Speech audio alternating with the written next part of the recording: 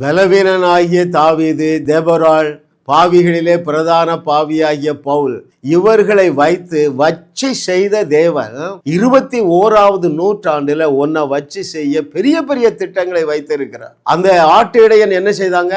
இன்றைக்கு உன் தலையை எடுத்தானா? எடுக்கலையாங்க?